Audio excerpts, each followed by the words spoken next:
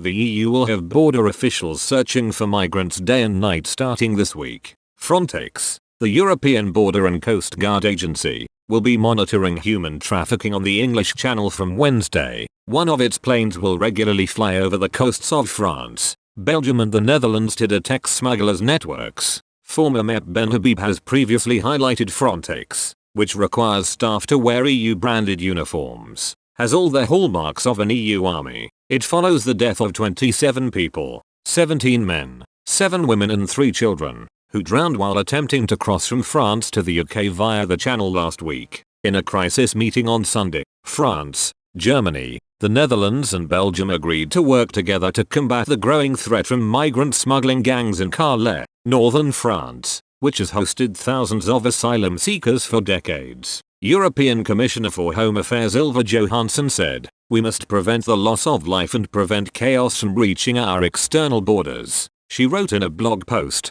"Migrant smuggling must be tackled by the EU together. It is not an issue for only some countries. Breaking down organized criminal smuggler networks can only be done in cooperation. Of course we have to discuss solutions with the UK too." But UK Home Secretary Priti Patel was not there for such discussions as her invite for the meeting with the EU's interior ministers was retracted in response to an unfortunate move by Prime Minister Boris Johnson. He wrote a letter to French President Emmanuel Macron in which, as part of a 5-step request, he asked for an agreement allowing all illegal migrants to cross the Channel to be returned. What infuriated the French, as well as politicians at home, is that Mr. Johnson tweeted the letter to Mr. Macron before it had been officially sent. The episode fueled tensions between London and Paris and proved counterproductive to the two sides' pledge to collaborate in preventing people from risking their lives in making the perilous Channel crossing. French Interior Minister Gérald Darmanin said of the meeting,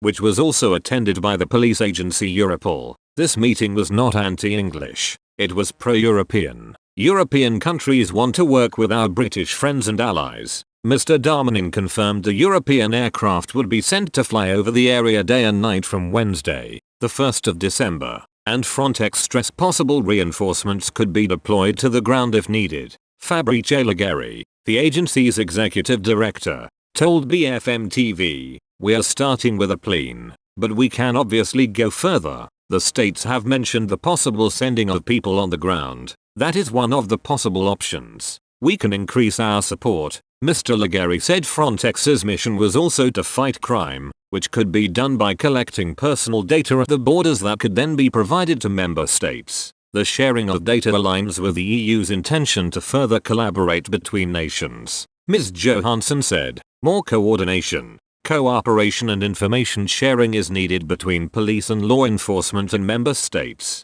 A week from now I will present an updated police cooperation code to strengthen the mandate of police forces to work together," she said of the agency's new role. During the meeting in Calais it was confirmed that Frontex will provide a surveillance aircraft above the English Channel from this week on. Frontex can do more to support with surveillance, cameras, vessels, aircrafts, information sharing and staff. This would help in border surveillance and checks and also in search and rescue. When asked about potential actions with the UK, Frontex's Mr. Leggeri said no operations were possible with states that are not part of the EU or Schengen area without specific agreements. Mr. Darmanin told a press conference on Monday that, considering they could not change our geography, they were ready to resume serious discussions with the UK despite last week's poor communication from Mr. Johnson, which the Interior Minister dubbed a mockery. He added, "We need to come to an understanding with our British friends and allies even though they have chosen to leave Europe.